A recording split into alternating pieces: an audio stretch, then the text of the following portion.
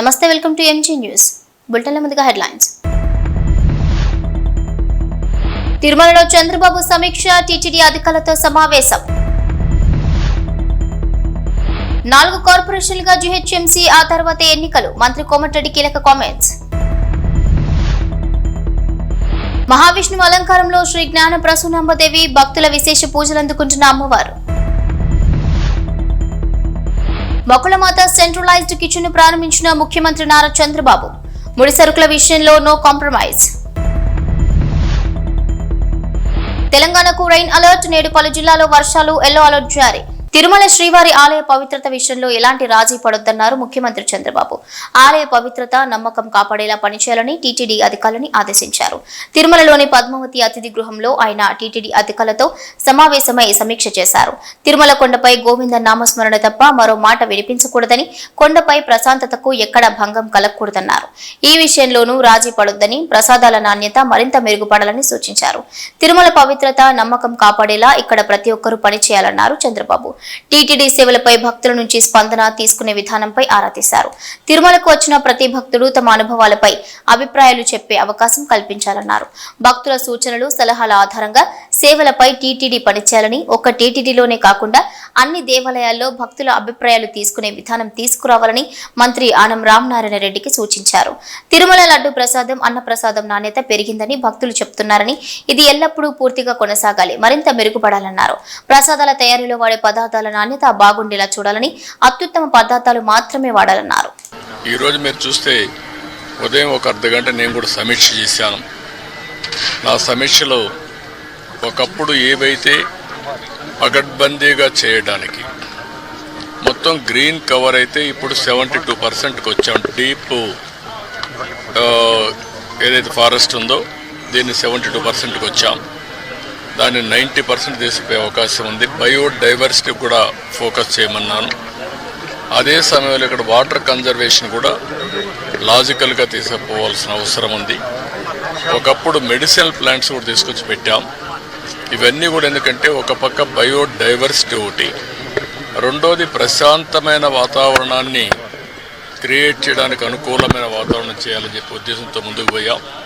అది కూడా ఒకసారి మళ్ళా సమీక్ష చేశాను. రెండోది పరిశుభ్రత మీద కూడా ఎక్కువ శ్రద్ధ పెట్టమన్నాను. ఎక్కడెక్కడి నుంచో భక్తులు వస్తారు. భక్తులు వచ్చినప్పుడు వాళ్ళకు కావాల్సింది వెంకటేశ్వర స్వామి నామం తప్ప ఇంకొకటి మాట్లాడే పరిస్థితి లేకుండా వాళ్ళు అన్ని విధాలు ఒక ప్రశాంతమైనటువంటి ఒక దివ్య క్షేత్రంగా ఇది ఎప్పటికప్పుడు ఉండాల్సిన అవసరం ఉంది. సజెషన్స్ ఇచ్చాం. అదే మరి ఇక్కడ ఫుడ్ కూడా ఏదో ఫ్యాన్సీ ఫుడ్లే కాకుండా ఇక్కడుండే భక్తుల మనోభావాలకు అనుకూలంగా, ఇక్కడ మన సాంప్రదాయాలకు అనుకూలంగా ఉంటే చాలా బాగుంటుంది. అలాంటివి కూడా చేయమని చెప్పి ఆదేశాలు ఇచ్చాను. అదే మరి ఎండ్ టు ఎండ్ ఇవన్నీ కూడా ఒపీనియన్ కూడా తీసుకోవడం, భక్తుల మనోభావాల్ని గౌరవించడానికి ఏమేం చేయాలనో అవన్నీ చేస్తాం. ఇప్పుడు సేవకులు కొంతమంది ఉన్నారు, శ్రీవారి సేవకులు. వాళ్ళు కూడా ఎప్పుడో నేను ప్రవేశపెట్టాను. వాళ్ళు ఒక 15 లక్షల మంది అయ్యారు. వాళ్ళు కూడా ఒక స్పిరిచువాలిటీ సైడ్ ఎట్లా తీసుకెళ్ళాలి, వాళ్ళల్లో కూడా భక్తిభావం ఎట్లా పెంచాలి, ఇక్కడే కాకుండా నిజ జీవితంలో కూడా వెంకటేశ్వర స్వామి శ్రీవారి సేవకులు ఉన్నప్పుడు వాళ్ళు నిజ జీవితంలో కూడా దీన్ని ఆచరించాల్సిన అవసరం ఉంది. వాళ్ళకి కావాల్సిన ట్రైనింగ్ అవన్నీ ఇచ్చి వాళ్ళు కూడా కెపాసిటీ బిల్డింగ్ చేస్తాం. అదే మరి ఎక్కడికక్కడ సమాచారాన్ని కూడా తీసుకొని ఒక విధంగా చెప్పాలంటే మళ్ళీ వెంకటేశ్వర స్వామికి పూర్వ వైభవం వచ్చే విధంగా, అదే కాకుండా ఎప్పటికీ ఇది ఒక దివ్య క్షేత్రంగా, పవిత్రమైన క్షేత్రంగా తయారు చేయడానికి ఏమేం చేయాలో అన్ని చర్యలు తీసుకోమని చెప్పి మేనేజ్మెంట్కి గవర్నమెంట్ తరఫున కూడా ఆదేశాలు ఇచ్చాం. అవన్నీ చేసేదానికి శ్రీకారం చుట్టారు.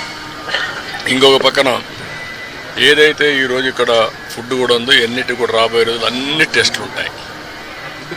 అదే మాదిరిగా అవసరమైతే ఇక్కడ నాలెడ్జ్, అబెండెంట్ నాలెడ్జ్ ఉంది. అలాంటి నాలెడ్జ్ని ఎవరు కూడా రిప్లికేట్ చేయలేకపోయే పరిస్థితికి వచ్చారంటే ఇక్కడ వెంకటేశ్వర స్వామి మహిమ కూడా ఉంది. ఏది నడిపించినా వెంకటేశ్వర స్వామి నడిపిస్తాడు. మనం నిమిత్త మాత్రం ఆయన ఒకసారి తలుచుకొని ఆయన పేరుతో మనం ఏ పని చేపట్టినా అది ఆయనే సుజావుగా జరిపించే పరిస్థితి వస్తారు. అది నా ప్రగాఢమైన నమ్మకం, విశ్వాసం. అందుకే నేను నిద్రలేస్తే ఎప్పుడైనా సరే నాకు ఏ కష్టం వచ్చినా ఆయన ఒకసారి తలుచుకొని దానిపైన నిర్ణయం చేసుకుంటాను. ఆ నిర్ణయం ఎప్పుడు కూడా నేను తప్పు చేయకుండా ముందుకు పోయేదానికి ఉపయోగపడతా ఉంది. ఇక్కడుండే వాళ్ళు కూడా ప్రతి ఒక్కరూ ఇక్కడ పనిచేసే వాళ్ళు కానీ వచ్చే భక్తులు కానీ పవిత్రమైన భావంతో మీరు ఇక్కడ ఉండాల్సిన అవసరం ఉంది. మీరు పవిత్రంగా ఉండడమే కాకుండా దివ్య క్షేత్రాన్ని పవిత్ర క్షేత్రంగా శాశ్వతంగా ఉండాలంటే భక్తుల్లో ఆ భావన రావాలి, మేనేజ్మెంట్లో ఆ భావన రావాలి, శ్రీవారి సేవకుల్లో ఆ భావన రావాలి. అందరం కలిసి మళ్ళీ దీన్ని ప్రపంచంలో ఉండే హిందువుల మనోభావాలకి. హైదరాబాద్ నగరం విశ్వనగరంగా అభివృద్ధి చెందుతుందని రాష్ట్ర రోడ్లు భవనాల శాఖ మంత్రి కోమటిరెడ్డి వెంకటరెడ్డి అన్నారు. ఇప్పటికే అనేక జాతీయ అంతర్జాతీయ సంస్థలు పెట్టుబడులు పెట్టాయని, మరికొన్ని సంస్థలు ముందుకొస్తున్నాయని చెప్పారు. మాదాపూర్లో అసోచాం ఆధ్వర్యంలో నిర్వహించిన అర్బన్ ఇన్ఫ్రాస్ట్రక్చర్ సమ్మిట్ 2024 కు కోమటిరెడ్డి ముఖ్య అతిథిగా హాజరై ప్రసంగించారు. హైదరాబాద్ నగరంతో పాటు రాష్ట్ర ముఖ చిత్రాన్ని మార్చివేసేలా మౌలిక వస్తువుల కల్పనకు సీఎం రేవంత్ రెడ్డి ఆధ్వర్యంలోని తమ ప్రభుత్వం speed, smart, proactive, efficient, effective డెలివరీగా దూసుకెళ్తోందని వ్యాఖ్యానించారు. ఇక ఇందులో భాగంగానే మూసినది సుందరీకరణ, మెట్రో విస్తరణ, జీహెచ్ఎంసీ పునర్వ్యవస్థీకరణ, కొత్త విమానాశ్రయాల నిర్మాణం, శాటిలైట్ టౌన్షిప్ల ఏర్పాటు, హైదరాబాద్ టు సికింద్రాబాద్, సైబరాబాద్లతో పాటు ఫోర్త్ సిటీ నిర్మాణం, నగరంలో ఎలివేటెడ్ కారిడార్లు, regional ring road, integrated residential school complex, high court భవన నిర్మాణం, ఉస్మానియా హాస్పిటల్, నూతన భవన నిర్మాణం వంటి 19 ప్రాజెక్టులను తాము చేపట్టినట్లుగా వెల్లడించారు. గ్రేటర్ హైదరాబాద్ మున్సిపల్ కార్పొరేషన్ పైన కీలక కామెంట్స్ చేశారు. జీహెచ్ఎంసీని 4 కార్పొరేషన్లుగా విభజించి ఎన్నికలకు వెళ్లే అంశం పరిశీలనలో ఉన్నట్లు మంత్రి వెల్లడించారు. మూసి ప్రక్షాళన చేస్తామని చెబుతూ గతంలో బీఆర్ఎస్ ప్రభుత్వం జైకా నుంచి 10,000 కోట్ల రుణం తీసుకుందని అన్నారు. అధికారం పోగానే ఇప్పుడు మూసి ప్రక్షాళన వద్దని గగ్గోలు పెడుతుందంటూ మంత్రి కోమటిరెడ్డి విమర్శించారు. మా ముఖ్యమంత్రి రేవంత్ రెడ్డి గారి నాయకత్వంలో మేమంతా కూర్చొని ఈ మూసిని ఎట్టి పరిస్థితుల్లో దీన్ని ఒక ప్యూరిఫై రివర్గా చేసి వేస్టేజ్ వాటర్ అంతా ఎక్కడెక్కడ అవసరం ఎస్టీపీ కట్టుకుంటూ వేస్టేజ్ పైప్ లైన్ ద్వారా పంపించడం, మళ్ళొక గోదావరి వాటర్ని తీసుకొచ్చి గతంలో మాదిరిగా మేము డ్రింకింగ్ వాటర్ గోదావరికి వెళ్ళి హైదరాబాద్ డ్రింకింగ్ వాటర్ గోదావరికి వెళ్ళి తీసుకొచ్చినే కాంగ్రెస్ ప్రభుత్వం. ఆ విధంగా మల్లన్న సాగర్కి వెళ్ళి తీసుకొచ్చి ప్యూరిఫైడ్ వాటర్ని, గోదావరి వాటర్ని, స్వచ్ఛమైన వాటర్ని 56 కిలోమీటర్ల వైపున మూసిని బారించి టూరిజం అవుతుంది, ప్లస్ ఈ రోగాలు పోతాయి.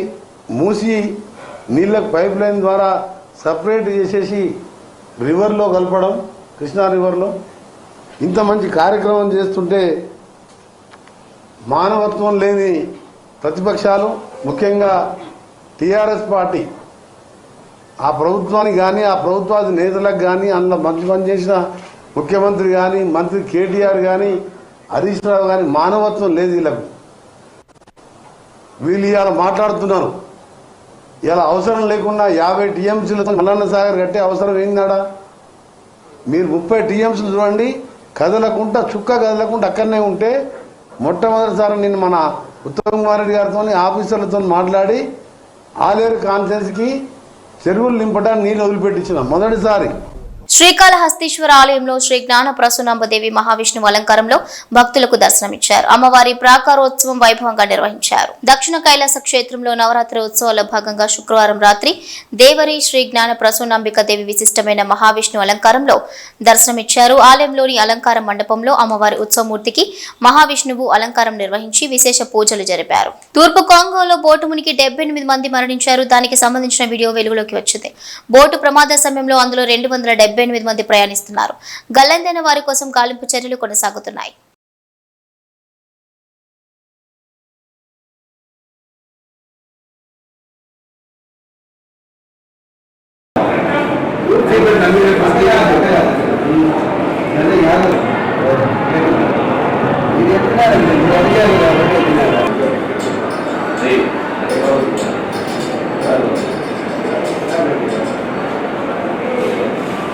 Well,